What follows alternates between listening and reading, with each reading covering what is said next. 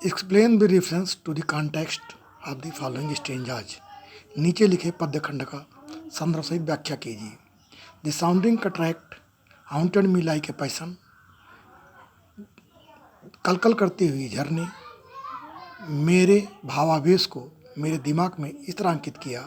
The tall rock, वही लंबी चट्टाने, द माउंटेन, वही पर्वत, and the deep bloomy would, और वो छोटा घना जंगल, देयर कलर्स, उनके रंग, देयर फॉर्म्स, उनके स्वरूप, बेयर देन टू मी, वही मेरे तरह इस तरह से एन एपिटाइट, एक क्षुधा के समान प्रतीत होते थे। ए फीलिंग एंड लव, एक प्रकार की भावना थी और एक प्यार था। Reference, these lines occurs in the poem Tintern अबे।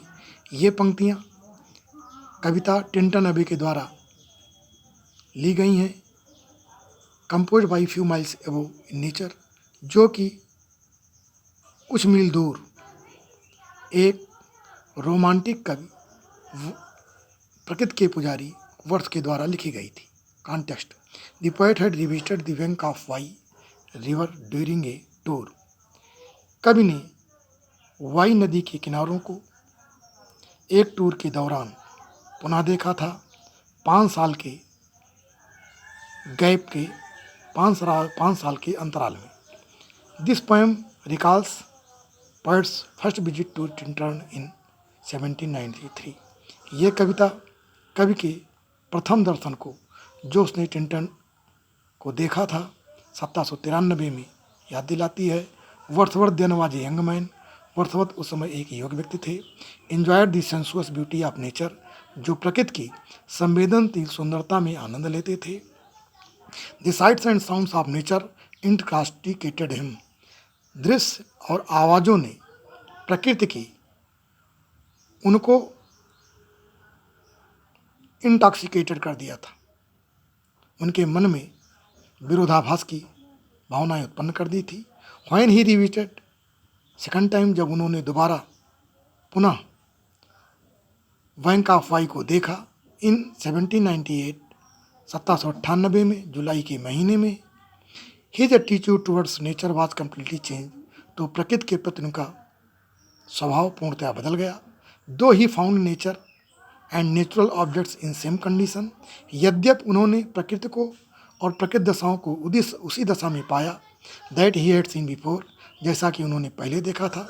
बट लेकिन दिस सेकंड विजिट, लेकिन यह दोबारा दर्शन, provided him different meaning and message to him, उनको एक अन्य अर्थ और एक दूसरा संदेश प्रदान किया।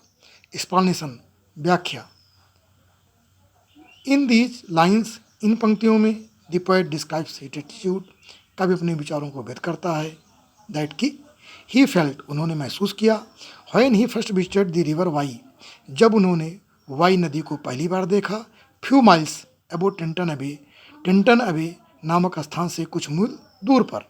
ही सेज, वो कहता है, दैट की when he was a boy, जब वो एक बच्चा था। His love for nature was physical, तो उसका प्रकृति के प्रति प्यार भौतिक था।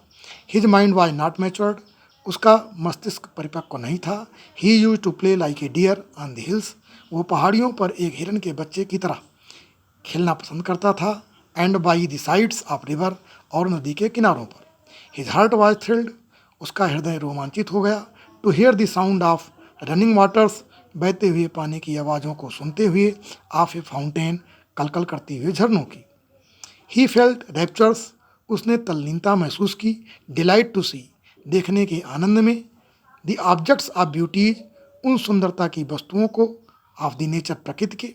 बट लेकिन हिज हार्ट एंड इमोशंस, उसके दिल और उसकी भावनाएं, were not moulded by them, उसके द्वारा परिवर्तित नहीं हुई।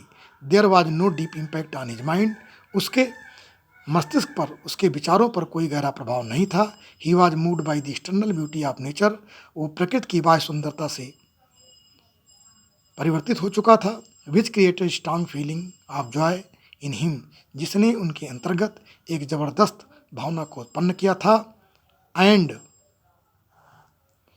Produced a desire for further visit and vision, और उसने एक इच्छा पुनर्दर्शन और दृश्य के लिए व्यक्त की थी। Note, A comparative study is remarkable, इस कविता में कवि के 5 साल के अंतराल पर तुलनात्मक अध्ययन का वर्णन किया गया है। शेष व्याख्या अगले पद्यखंड में व्यक्त की जाएगी। कृपया चैनल को सब्सक्राइब और शेयर अवश्य करें, जिससे कि पीजी के छात्रों का कल्याण हो सके। धन्यवाद।